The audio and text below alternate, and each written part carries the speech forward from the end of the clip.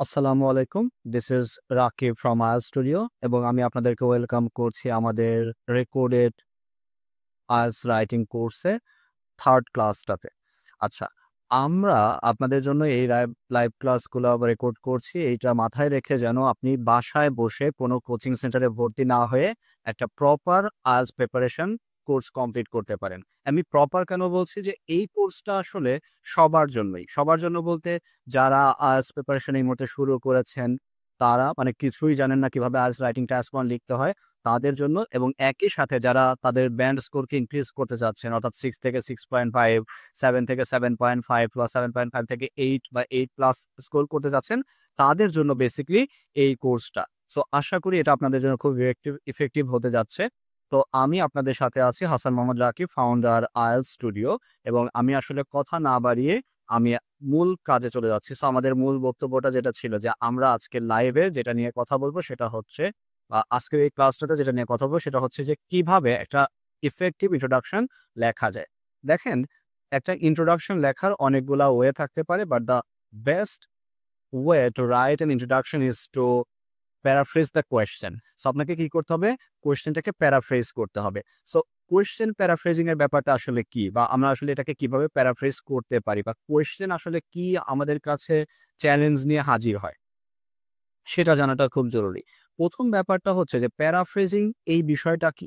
Paraphrasing মানে বেশ কয়েকটা বিষয়কে আমরা প্যারাফ্রেজিং দিয়ে ডিফাইন করতে পারি। প্রথমত প্যারাফ্রেজিং মানে হচ্ছে কোনো শব্দের আপনি একটা সিনোনিম ব্যবহার করতে পারেন। সিনোনিম ব্যবহার করতে পারেন শব্দের। বা আপনি কি করতে পারেন? কোনো একটা ওয়ার্ডের ফরমেশন চেঞ্জ করে ফেলতে পারেন। দ্যাট মিনস আপনি যদি কোয়েশ্চেন একটা নাউন পান, নাউনটাকে ভার্বে রূপান্তর করতে পারেন বা ভার্বটাকে নাউন করতে পারেন। অ্যাডজেক্টিভকে অ্যাডভার্ব, অ্যাডভার্বকে অ্যাডজেক্টিভে নিয়ে আসতে পারেন।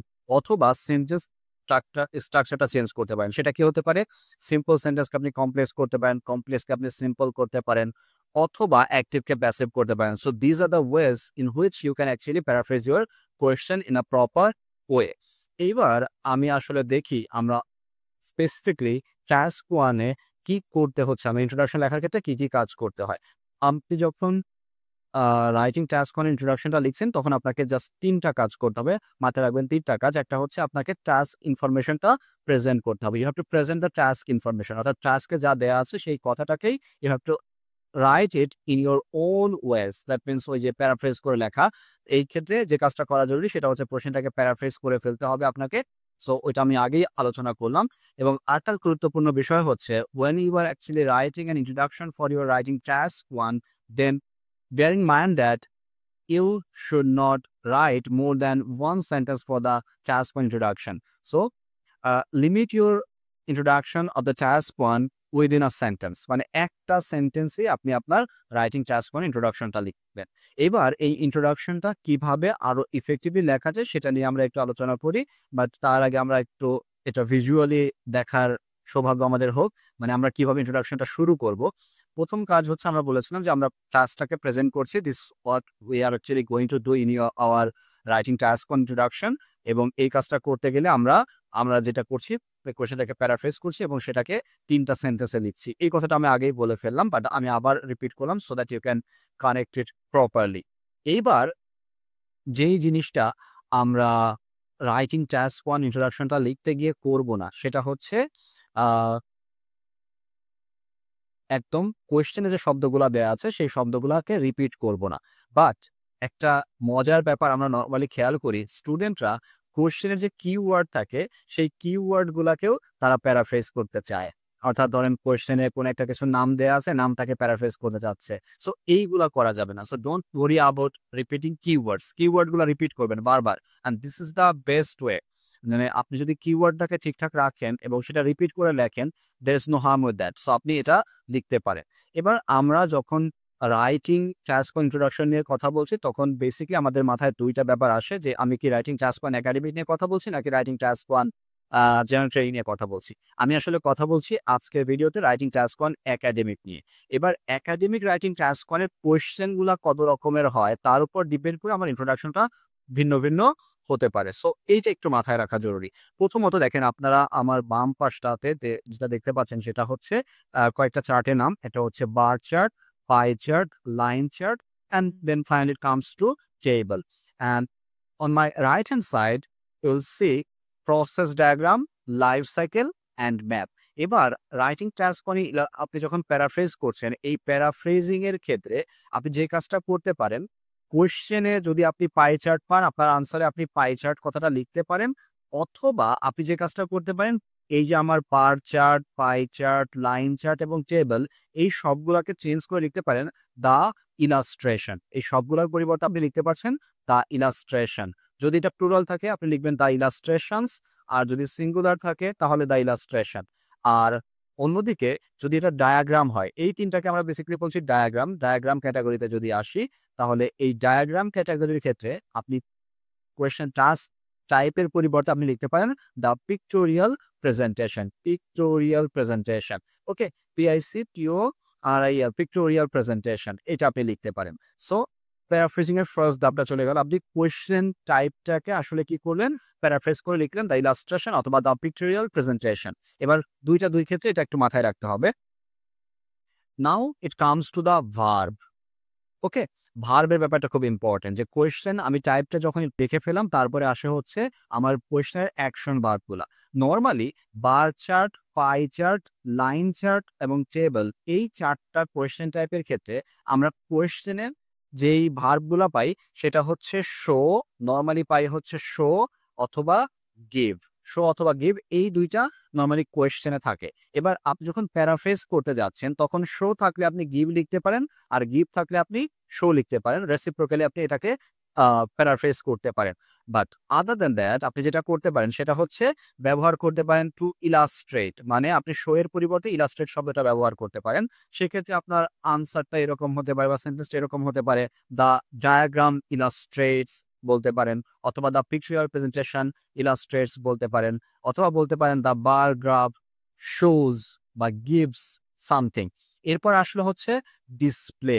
এই শব্দটা, এই ভার্বটা বেসিক্যালি বেশ ইম্পর্টেন্ট। আপনারা নর্মালি সচরাচর এরকম দেখবেন না যে মানুষ এটা ইউজ করছে, but if you can use this then you are going to actually have something special. তাহলে আপনি বলতে পারেন দ্য বার গ্রাফ ডিসপ্লেজ এর পরিবর্তে, শোজ এর পরিবর্তে বলতে পারেন দ্য বার গ্রাফ ডিসপ্লেজ। আর বার গ্রাফকে চেঞ্জ করে আমরা এর আগে শিখলাম, আমরা লিখতে পারি দ্য ইলাস্ট্রেশন। তাহলে আমার এই আনসারটা তখন এইভাবে হয়ে যাচ্ছে the illustration. Okay, the illustration, আমরা তারপরে দিব হচ্ছে ডিসপ্লেজ, দ্য ইলাস্ট্রেশন ডিসপ্লেজ। এবার কি ডিসপ্লে করছে সেটা নিয়ে আমরা পরবর্তী আলোচনাটা করছি। সো আমি দুইটা ধাপ আমি নিয়ে সোফার কথা বলছি। একটা হচ্ছে আমার কোয়েশ্চেন টাইপটাকে প্যারাফ্রেজ করা, আর অ্যাকশন ভার্বটাকে প্যারাফ্রেজ করা।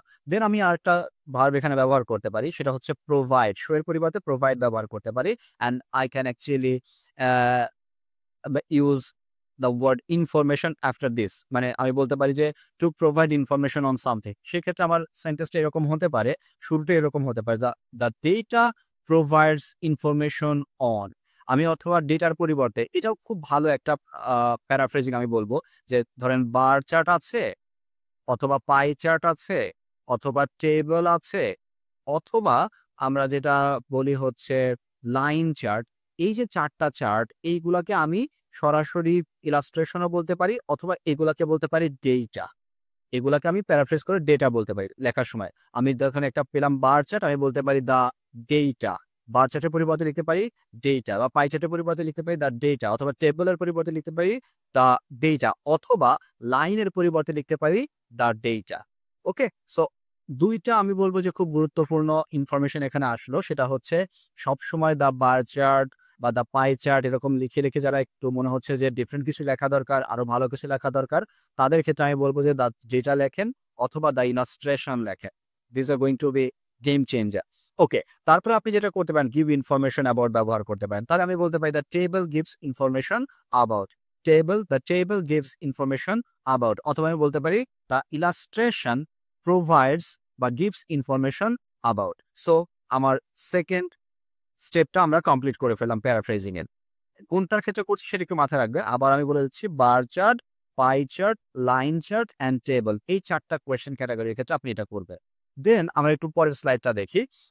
ওকে, পরের স্লাইডটা দেখার আগে আমি ভার্বগুলো আরেকটু দেখাই, কি কি ভার্ব আরো ব্যবহার করতে পারি।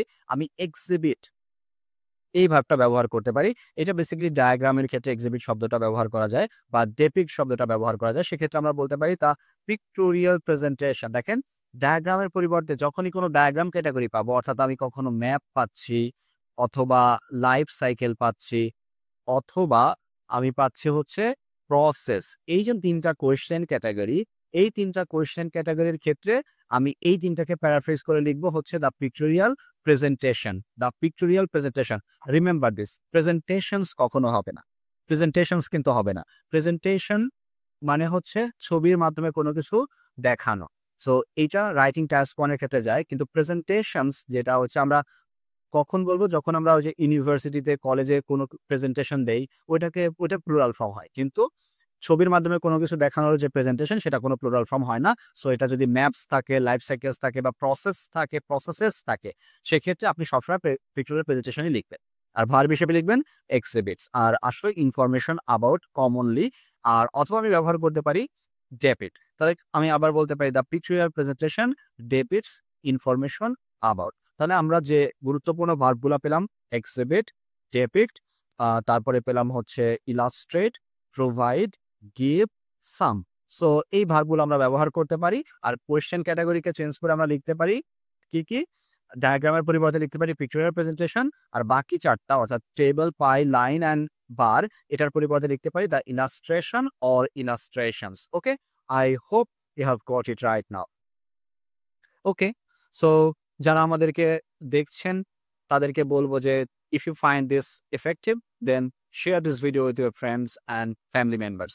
Okay, now এবার দেখেন আমরা প্যারাফ্রেজিং এর একটা পার্টে বলেছিলাম যে আমরা কি করব, ওয়ার্ড ফরমেশনটা চেঞ্জ করব। সেই ওয়ার্ড ফরমেশন চেঞ্জ গুলা কেমন হতে পারে? ধরেন আপনার কোয়েশ্চেনে আছে প্রোডাকশন, আপনি সেটাকে চেঞ্জ করে লিখতে পারেন টু প্রোডিউস বা প্রোডিউস ইটসেলফ আসতে পারে। আছে কনজাম্পশন, আপনি হয়তো চেঞ্জ করে লিখলেন কনজিউম, বা কনজিউম আছে কনসাম্পশন লিখলেন, অথবা কনস্ট্রাকশন আছে আপনি কনস্ট্রাক্ট লিখলেন, বা কনস্ট্রাক্ট কোয়েশ্চেনে আছে আপনি কনস্ট্রাকশন লিখছিলেন। আছে ভিজিটিং, আপনি হয়তো এটাকে চেঞ্জ করে লিখলেন ভিজিট, মানে ভার্ব ফর্মটা নিয়ে আসে। ম্যানুফ্যাকচারিং, হয়তো বলা হচ্ছে ম্যানুফ্যাকচারিং প্রসেস, মানে ম্যানুফ্যাকচারিং একটা নাউন হতে পারে অথবা একটা অ্যাডজেক্টিভ হতে পারে, সেটাকে আপনি ভার্ব হিসেবে চেঞ্জ করে ফেলতে পারেন, ম্যানুফ্যাকচার কথাটা আনতে পারেন। তো এইটা হচ্ছে ওয়ার্ড ফরমেশন চেঞ্জের একটা এক্সাম্পল, যেটা আপনার সাথে আমার শেয়ার করা উচিত বলে আমার কাছে মনে হয়েছে। নাও সেভিস, আমরা আরেকটা গুরুত্বপূর্ণ বিষয় এখন শিখবো, সেটা হচ্ছে কিভাবে টাইমটাকে প্যারাফ্রেজ করতে হয়। কোয়েশ্চেনে কিভাবে টাইমটাকে প্যারাফ্রেজ করতে হয়, সেটা খুব গুরুত্বপূর্ণ একটা ব্যাপার। আমরা টাইম প্যারাফ্রেজিং এর ব্যাপারটা এরকম দেখতে পারি। ধরেন কোয়েশ্চেনে আছে ২ টা এরকম সাল, যে ইন 2010 অ্যান্ড 2015, এরকম ২ টা সাল যদি কোয়েশ্চেনে থাকে, দেন আপনি যদি এর আনসারটা লিখতে যান, তখন দেখেন বেশ কয়েকটা উপায় আপনি এটাকে প্যারাফ্রেজ করতে পারেন। সরাসরি ইন 2010 অ্যান্ড 2015 না লিখে আপনি লিখতে পারেন ইন 2 ইয়ার্স 2010 অ্যান্ড 2015। সরাসরি আপনি এভাবে লিখলেন। অথবা আপনি লিখতে পারেন ইন 2 ইয়ার্স, দেন একটা কোলন দেবে। কি দিচ্ছেন? কোলন। মানে ২ টা ফুল স্টপ, এটাকে আমরা কোলন বলছি। উপর নিচে ২ টা ফুল স্টপ। তাহলে ইন 2 ইয়ার্স লিখে আপনি সাল ২ টা লেখেন, বা ৩ টা সাল থাকলে লেখেন ইন 3 ইয়ার্স। অথবা ইন 2 টাইম পিরিয়ডস, আপনি বলতে পারেন ইন 2 টাইম পিরিয়ডস। তারপরে উইদিন ব্র্যাকেট আপনি 2010 অ্যান্ড 2015। অ্যাজ এন এক্সাম্পল আমি এই ২ টা নিয়েছি। আপনি কোয়েশ্চেনে যদি ২ টা বা ৩ টা পান, তাহলে ২ এর জায়গায় শুধু ৩ যোগ করে দেবেন আর সালগুলাকে উল্লেখ করে দেবেন। ওকে? সো এইটা একটা বিষয় মাথায় রাখার। এরপরে আরেকটা গুরুত্বপূর্ণ পয়েন্ট আসে, যে আমরা কোয়েশ্চেনে দেখতে পাই যে কোয়েশ্চেনে অনেক সময় কি থাকে, বিটুইন 1970 অ্যান্ড 2010, অথবা থাকতে পারে ফ্রম 1970 টু 2020, এরকম আসতে পারে। কোয়েশ্চেন এরকম থাকতে পারে। So if you get this, তাহলে আপনি কি করবেন? কোয়েশ্চেন যদি ফ্রম এবং টু থাকে, তাহলে আপনি আনসার লেখার সময় প্যারাফ্রেজিং পার্টে ফ্রম এর পরিবর্তে বিটুইন লিখবেন, আর টু এর পরিবর্তে লিখবেন অ্যান্ড। মাইন্ড ইট, বিটুইন এর সাথে অ্যান্ড হবে। আর কোয়েশ্চেন যদি বিটুইন অ্যান্ড থাকে, তাহলে আনসারে আপনি ফ্রম লিখবেন বিটুইন এর পরিবর্তে, আর অ্যান্ড এর পরিবর্তে লিখবেন টু, এবং সাল ২ টা একই রকম থাকবে। ওকে? সো আমি এটা দেখালাম। আরেকটা কাজ করা যেতে পারে, যে কাজটা করলে আপনার ল্যাঙ্গুয়েজটা আরেকটু এনরিচ হয়, সেটা আপনি বলতে পারেন এরকম, যে ইন দ্য স্পেস অফ, তারপরে ওই সালটার বিয়োগফলটা বলে দেন। যে দেখেন ১৯৭০ সাল থেকে ২০২০ সাল পর্যন্ত কত বছর? ৫০ বছরের একটা সময়কাল। তাহলে আপনি বলবেন, এখানে সুন্দর একটা ফ্রেজ, সবসময় একটা সময়কালকে উল্লেখ করার জন্য আপনি বলবেন in the space in the space of, এরপরে আপনি সালটা উল্লেখ করবেন। ইন দ্য স্পেস অফ সালটা উল্লেখ করবেন। ইন দ্য স্পেস অফ সালটা উল্লেখ করবেন। In the space of, in the space of আপনি বলতে পারেন 50 ইয়ার্স বা 20 ইয়ার্স, যে কোনো একটা বলেন। বা ওভার, এটা আরেকটা খুব ভালো, ইন দ্য স্পেস অফ আপনি ব্যবহার করলেন। এর বাইরে গিয়ে আপনি ব্যবহার করতে পারেন ওভার আ 50 ইয়ার পিরিয়ড। ওভার আ 50 ইয়ার পিরিয়ড। আচ্ছা, কত বছরের সময়কাল? 50 বছরের সময়কাল। এবার যদি 20 বছর হয় তাহলে বলবেন যে আ 20 হাইফেন ইয়ার, এটা একটু মাথায় রাখতে হবে। 20 হাইফেন ইয়ার পিরিয়ড। 20 হাইফেন ইয়ার পিরিয়ড। 20 হাইফেন ইয়ার পিরিয়ড। এইভাবে আপনি ব্যবহার করতে পারেন। সো এটা খুব ভালো।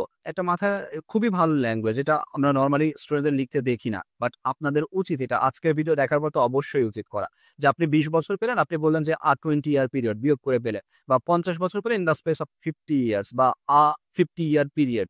ইয়ার্স কিন্তু হবে না, এটা মাথায় রাখবেন। আচ্ছা, একই সাথে আমি আরেকটা জিনিস আপনাদেরকে একটু দেখিয়ে দেব, সেটা হচ্ছে যদি কোনো দেশের নাম থাকে, সেই দেশের নামটাকে আপনি কিভাবে প্যারাফ্রেজ করতে পারেন। ধরেন কোয়েশ্চেনে আছে France and Germany, France and Germany আছে, তখন আপনি বলতে পারেন into European countries, into European countries, আপনি এটা বলতে পারেন। আর বলতে পারেন কি into countries in Europe. So এইটা আমি বলবো কোনো ক্ষেত্রে 4-5টা সাল থাকে, সেটা 5টা সাল মানে সরি 4-5টা দেশ থাকে, সেই 4-5টা দেশের ক্ষেত্রে ব্যাপারটা একটু ডিফিকাল্ট হয়েও যেতে পারে। ইন দ্যাট কেস আপনি এত কঠিন কিছু না করলেও চলবে, but if you can then go for this. Okay. আর একটা কাজ যেটা অনেক টিচারকে দেখা যায় করতে এবং স্টুডেন্টরাও করে অনেক সময়, কেন করে আমি জানি না, যে তারা ইন্ট্রোডাকশনে মেজারমেন্টের যে ইউনিট, সেই ইউনিটটা উল্লেখ করে দেয়। Please don't do this, it's so silly, মানে বাচ্চাদের মতো লাগে। মানে আপনি বললেন যে units are measured in pound, sterling, millions. So this are not required, so don't do that. Okay, এটা খুব সিলি, চাইল্ডিশ একটা কাজ, এটা করবেন না। মানে এটা পাউন্ড নাকি মিলিয়ন অথবা ইউরো নাকি কি দেয়া হয়েছে, you don't need to cite that in your writing task or introduction. Okay, so do it all by yourself. মানে এইটা কোনোভাবেই করা দরকার নেই। মানে আমি বলবো যে এই ধরনের কাজ না করাটা বেটার। যেটা এই মুহূর্তে আপনি করছেন, মানে ভুল করে হয়তো করছেন যে এরকম একটা সেন্টেন্স লিখছেন যে units are measured in pounds বা units are measured in millions, এরকম বলা হচ্ছে। সো এগুলা করবেন না। এটা অবশ্যই মাথায় রাখতে হবে। Okay? So I think you have got my point. আচ্ছা, যতটুকু আমরা বোঝালাম আপনারা কি ক্লিয়ার? যদি ক্লিয়ার হয়ে থাকেন then give me a thumbs up. তার মানে একটু লাইক করেন, শেয়ার করেন। আর যদি পছন্দ না হয় সেটা একটু বলে ফেলেন, সমস্যা নাই। আচ্ছা, এই ক্ষেত্রে আরেকটা ব্যাপার আমরা একটু বলব, যে কোয়েশ্চেনে অনেক সময় দেখা যায় যে সরাসরি উল্লেখ করছে না, যে মানে কোয়েশ্চেনে সরাসরি উল্লেখ করে নাই যেটা কি পার্সেন্টেজ, নাম্বার বা অ্যামাউন্ট, এটা আমরা উল্লেখ পাচ্ছি না। সেক্ষেত্রে দেখা যায় যে এরকম হয় যে, যে সংখ্যাটা দেয়া আছে সেই সংখ্যাটা বা ওভারঅল টেক্সট পড়ে আমরা ৩টা জিনিস পেতে পারি এখানে। এক হচ্ছে নাম্বার, একটা অ্যামাউন্ট আর একটা হচ্ছে পার্সেন্টেজ। সো এই ৩টা বিষয় আমরা নরমালি পাই। ওকে? সো আপনারা এটা মাথায় রেখে আ এটাকে প্যারাফ্রেজ করেন, কোয়েশ্চেনটাকে প্যারাফ্রেজ করেন। ওকে, সো আমি এখন পরবর্তী স্লাইডটাতে চলে যাচ্ছি আপনাদের জন্য। দেখা যাক আপনাদের জন্য এরপরে আর কি অপেক্ষা করছে। ওকে? Let's see this. এখন দেখেন, একটা ইন্ট্রোডাকশন লেখাটা অনেক সময় অনেকের জন্য, যারা নতুন শুরু করছে তাদের জন্য বেশ টাফ একটা জব। তো আমি বলব যাদের কাছে ইন্ট্রোডাকশনটা টাফ মনে হচ্ছে, মানে ইন্ট্রোডাকশন লেখাটা টাফ মনে হচ্ছে, তারা ইন্ট্রোডাকশন লেখার জন্য এই স্ট্রাকচারটা ফলো করতে পারে। ওকে? এই সেম স্ট্রাকচারটা ফলো করে আপনারা লিখতে পারেন। স্ট্রাকচারটা একটু খেয়াল করেন। আমি ১ম এই দিচ্ছি কি গ্রাফ টাইপটা। আমি গ্রাফ টাইপটা ১ম এ দিব, তারপরে অ্যাকশন ভার্ব, মানে এটা কি করছে, ওই যে ভার্বগুলা শোজ, প্রোভাইড, গিভ, ইলাস্ট্রেট এই ধরনের শব্দ। তারপরে আছে হচ্ছে ইউনিট অফ মেজারমেন্ট। আপনি ইউনিট অফ মেজারমেন্টটা এখানে ব্যবহার করে ফেলেন, যে নাম্বার, অ্যামাউন্ট নাকি পার্সেন্টেজ, সেটা আপনি ব্যবহার করলেন। তারপরে সাবজেক্ট, কার নাম্বার, এটা কি কোনো বইয়ের সংখ্যা নাকি কারো আর্নিং নাকি স্পেন্ডিং, সেটা বললেন। তারপরে এটা কোন ক্যাটেগরিতে হচ্ছে সেটা বললেন। তারপরে যেটা করবেন আপনি টাইমটা দেবেন, আর হচ্ছে প্লেসটা আগে দেয়া বেটার, দেন টাইমটা দেবেন। সো এই সিকোয়েন্স অনুযায়ী আপনারা আপনার কোয়েশ্চেনটাকে প্যারাফ্রেজ করতে পারবেন। এবার আমরা যদি এই কোয়েশ্চেনটাকে এভাবে খেয়াল করি, দেখেন কি বলা হচ্ছে, এটা একটা কোয়েশ্চেন। বলা হচ্ছে the bar graph illustrates which countries produced and consumed the most oil in two time periods 2010 and 2015। এটা হচ্ছে আমার কোয়েশ্চেন। এবার আমরা এতক্ষণ ধরে যা শিখলাম তার উপর বেস করে আমরা যেটা করতে পারি, দেখেন দ্য বার গ্রাফ কথাটা যেটা ছিল এইটাকে চেঞ্জ করে লিখতে পারি দ্য ইলাস্ট্রেশন। দ্য বার গ্রাফের পরিবর্তে লিখতে পারি দ্য ইলাস্ট্রেশন। আর কোশ্চেনে আছে ইলাস্ট্রেটস, আমরা এটাকে চেঞ্জ করে লিখলাম প্রোভাইডস লিখলাম। আর প্রোভাইডস এর সাথে সবসময় আমরা বলেছিলাম যে ইনফরমেশন অনটা আপনি অ্যাড করে নিতে পারেন। তাহলে ইলাস্ট্রেশন প্রোভাইডস ইনফরমেশন অন, তারপরে তাহলে আমি চলে গেলাম কোথায়, গ্রাফ টাইপ চলে গেলাম দ্য ইলাস্ট্রেশন, আর অ্যাকশন ভার্বটা হচ্ছে প্রোভাইডস ইনফরমেশন অন, আর ইউনিট মেজারমেন্টটা কি ছিল, the amount of oil production and consumption, sorry the amount of, এটা ছিল হচ্ছে ইউনিট মেজারমেন্ট ছিল দ্য অ্যামাউন্ট অফ, আর সাবজেক্ট হচ্ছে কিসের সাবজেক্ট, এটা কি ছিল, অয়েল প্রোডাকশন অ্যান্ড কনজামশন, এই দুইটা ব্যাপার ছিল। এবং ক্যাটাগরি টা আসলে দেয়া হয় নাই কোন ক্যাটাগরিতে। তো তারপর আমরা পাচ্ছি হচ্ছে প্লেস। প্লেস কি, in a number of countries, in a number of countries, অনেকগুলা দেশে, in a number of countries. তারপরে হচ্ছে টাইমটা চলে আসলো, টাইমটা হচ্ছে ইন 2 ইয়ার্স। 2 ইয়ার্স, দেখেন আমরা 2টা বছর পাচ্ছিলাম এখানে, ইন 2 টাইম পিরিয়ড ছিল, আমরা এটাকে দেখছি ইন 2 ইয়ার্স, 2010 and 2015। আমি এভাবে ইন্ট্রোডাকশনটা লিখতে পারি। So you can actually now try and practice. Okay, এটা দেখে দেখে প্র্যাকটিস করেন কিভাবে ইন্ট্রোডাকশনটা লিখতে হয় প্রপারলি। আচ্ছা, এবার দেখেন এই আপনি যে ইন্ট্রোডাকশনটা লিখছেন সেই ইন্ট্রোডাকশনটাকে আরেকটু বেটার করার অপশন আছে। ওকে, আরেকটু বেটার করার অপশন কি, যে আপনি কি করতে পারেন, আপনি আপনার আনসারে কিছু কোয়েশ্চেন ওয়ার্ড ইউজ করতে পারেন। আমি আরেকবার বলছি, আপনি আপনার আনসারে কিছু কোয়েশ্চেন ওয়ার্ড ইউজ করতে পারেন। কোয়েশ্চেন ওয়ার্ডগুলো কি কি, which, what, how much and how. So these are the words that can be used in an introduction to make it more enlist. যেমন দেখেন আমরা আগের যে কোয়েশ্চেনটা পেয়েছিলাম সেই কোয়েশ্চেনটাকে চেঞ্জ করে আমরা বলতে পারতাম কি, the bar graph illustrates which countries produced and consumed the most oil in 2 time periods 2010 and 2015। তাহলে দেখেন which countries, আমরা এর আগেরটাতে একটু যাই, এখানে ছিল যে the bar graph illustrates which countries produced and consumed the most oil in 2 time periods, এটা আমার কোয়েশ্চেন ছিল।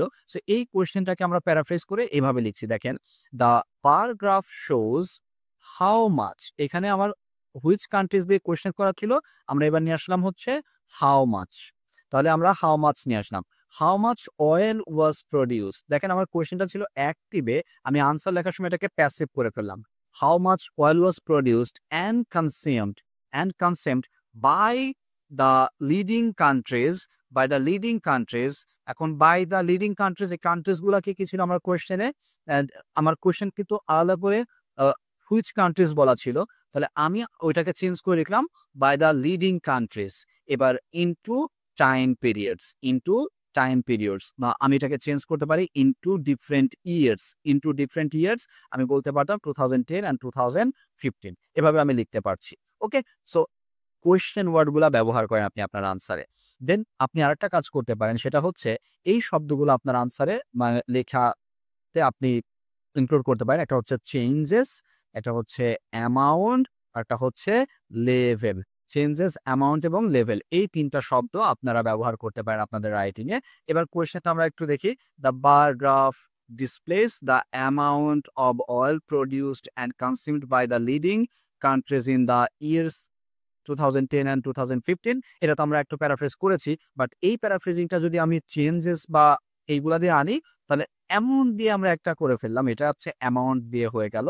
তারপরে আসলে হচ্ছে চেঞ্জেস, পরটা দেখেন চেঞ্জেস দিয়ে করছি, আমরা বলছি the bar graph shows the changes in production and consumption of oil, in the production and consumption of oil হওয়া উচিত, in the production and consumption of oil by 10 leading countries between 2010 and 2015।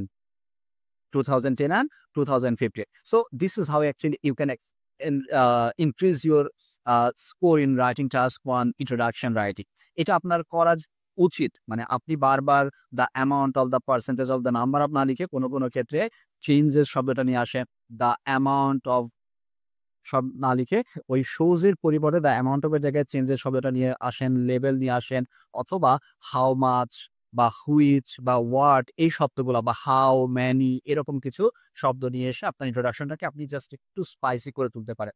ওকে ওকে নাও এবার আমরা দেখি যে আসলে একটা introduction properly লেখার জন্য আমরা কি প্রসেস ফলো করতে পারি। মানে আমরা যা এই মুহূর্তে শিখেছি, বাই দিস টাইম যা শিখেছি সেটা অ্যাপ্লিকেশনের ফলে একটা ইন্ট্রোডাকশন আসলে কেমন হয় সেটা আমরা দেখব। So this is our question. So কোয়েশ্চেনটা একটু দেখেন। কোয়েশ্চেনটাকে বলা হচ্ছে যে the chart below show how global water resources are distributed. Then আরো কিছু পার্ট আছে কোয়েশ্চেনে, সেটা আমরা আসলে এখানে লিখি নাই। সো ওটা নিয়ে কোনো প্রবলেম না, বাট আমি মেইন পয়েন্টটুকু নিয়ে কথা বলতে চাই। সো কোয়েশ্চেনটা আমরা একবার দেখি। The chart below show how global water resources are distributed. So this is a mixed chart. Mixed chart কেন বলছি? এখানে আমরা পাই চার্ট দেখতে পাচ্ছি, এটা হচ্ছে একটা পাই চার্ট, আর এদিকে দেখতে পাচ্ছি একটা বার চার্ট। সো পাই এবং বারের কম্বিনেশন আমরা দেখতে পাচ্ছি, একটা কম্বিনেশন চার্ট। তো এই কোয়েশ্চেনটার যদি আমি একটা ইন্ট্রোডাকশন লিখতে চাই, তাহলে আমার ইন্ট্রোডাকশনটা হতে পারে এরকম। দেখেন, দ্য চার্টস প্রোভাইড। আমি যেটা করছি যে ২ টা চার্ট ছিল, ২ টা চার্টকে আমি আলাদা করে না লিখে একসাথে নিচ্ছি। দ্য চার্টস লিখছি, the charts provide information on the natural sources of water available on the earth. এটা কি ছিল? Natural sources. And examine their distribution across various types of water and different regions of the world. So this is how actually we can write our introduction. But এই ক্ষেত্রে আমি একটা কথা বলতে চাই, সেটা হচ্ছে যে এইখানে যে আমরা চার্টস কথাটা লিখেছি সেটা আপনার চেঞ্জ করে কি লিখতে পারতেন? বাই দিস টাইম আমরা যেটা শিখেছিলাম, দেখেন চার্টটাকে আমরা চেঞ্জ করে লিখতে পারি ইলাস্ট্রেশনস, ইলাস্ট্রেশনস লিখতে পারি, অথবা আমি লিখতে পারি দ্য ডেটা। আমি ইলাস্ট্রেশনস লিখতে পারি, দ্য ডেটাও লিখতে পারি। দ্য ডেটা প্রোভাইডস হবে তখন, আর ইলাস্ট্রেশনস প্রোভাইড হবে information on the natural sources of water available on the earth. So এটা হচ্ছে natural source of water available on the earth. তারপরটা হচ্ছে and examine their distribution across various types of water. মানে এই যে বিভিন্ন রকমের পানি, সেইটার যে ডিস্ট্রিবিউশন সেটা কিভাবে হচ্ছে, and different regions of the world. পৃথিবীর বিভিন্ন দেশে এটার যে ডিস্ট্রিবিউশন সেটা নিয়ে কথা বলা হচ্ছে। Distribution across various types of water and different regions of the world. এভাবে আমি আমার ইন্ট্রোডাকশনটা লিখতে পারছি। এবার আমি পরবর্তী স্লাইডে চলে যাচ্ছি। পরবর্তী স্লাইডটা যদি আমি একটু দেখি, সেখানে কি বলা হচ্ছে, কোয়েশ্চেনটা একটু খেয়াল করেন। কোয়েশ্চেনে বলা হচ্ছে the maps below show Newbury high school in 1980 as it is now and the plans for its development. So এইটা একটা ডায়াগ্রামের পার্ট। আর বেসিক্যালি আমরা যখন ডায়াগ্রামের কথা বলছি, ৩টা কোয়েশ্চেন ক্যাটাগরি আমাদের মাথায় আসে। একটা হচ্ছে ম্যাপ, একটা হচ্ছে প্রসেস ডায়াগ্রাম, আর একটা হচ্ছে লাইফ সাইকেল। সো এটা ম্যাপের এরকম একটা কোয়েশ্চেন যখন পাচ্ছি, তখন আমার কাজ হবে এইভাবে কোয়েশ্চেনটাকে প্যারাফ্রেজ করা। আমি কি বলবো? The maps illustrate. আমি বলতে পারি the maps illustrate the changes. কি বলছি? The changes. দেখেন ইন্ট্রোডাকশনটা আমরা শিখেছিলাম যে চেঞ্জেস কথাটা আনতে পারি। Changes that have taken place in Newbury High School from 1980 to the present and the proposed development up until 1930. এখন আমার কোয়েশ্চেনে কিন্তু 1930 কথাটা ছিল না কোয়েশ্চেন স্টেটমেন্টে। আমরা সেটা দেখতে পাচ্ছি কোথায়? এইখানে পিকচারটাকে যদি আমি দেখি, তাহলে আমি 2030 দেখতে পাচ্ছি। সো 2030 আমি এখানে অ্যাড করে ফেললাম। সো আমি এই কাজটা আরেকটু ডিফারেন্ট ভাবেও করতে পারতাম।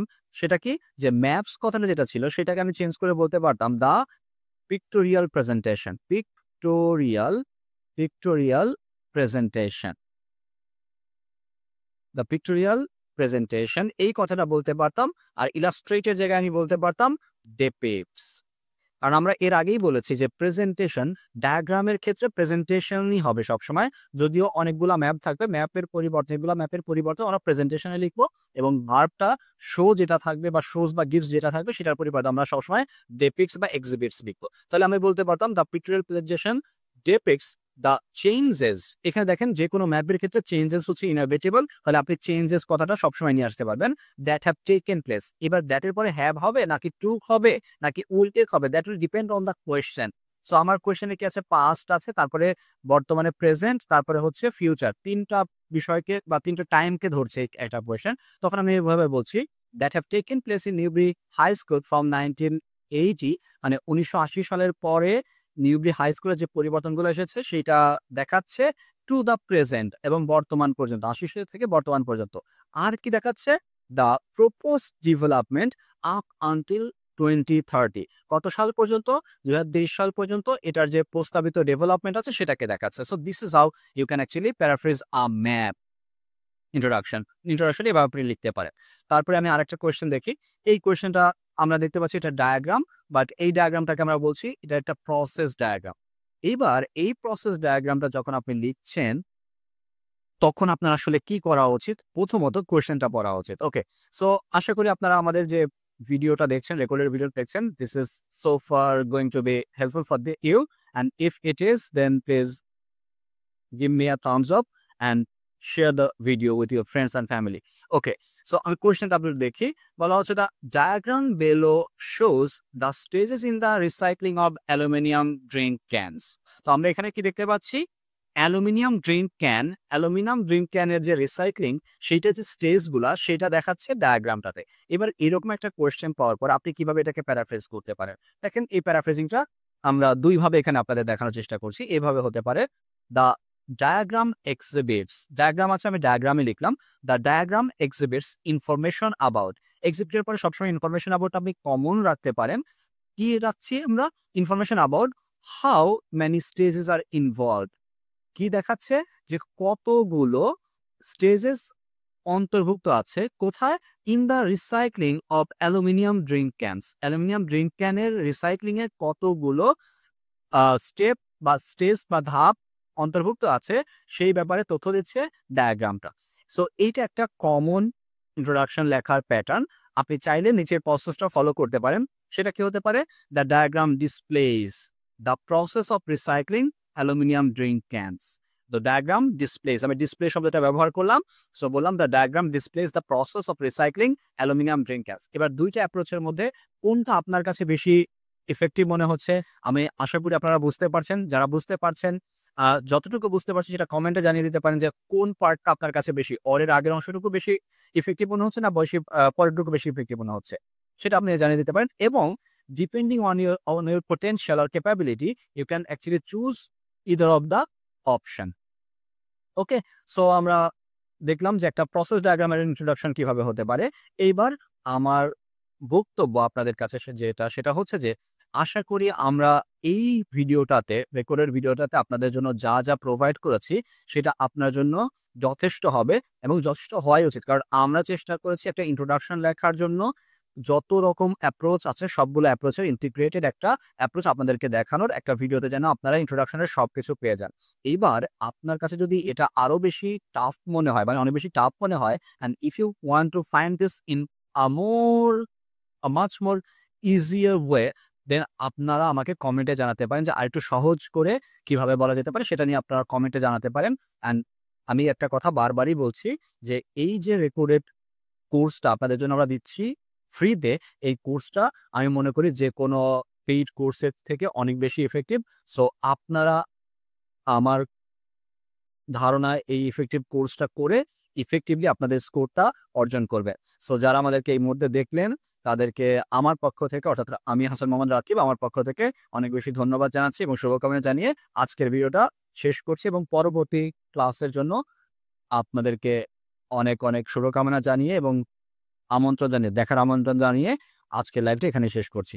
Thanks for joining me.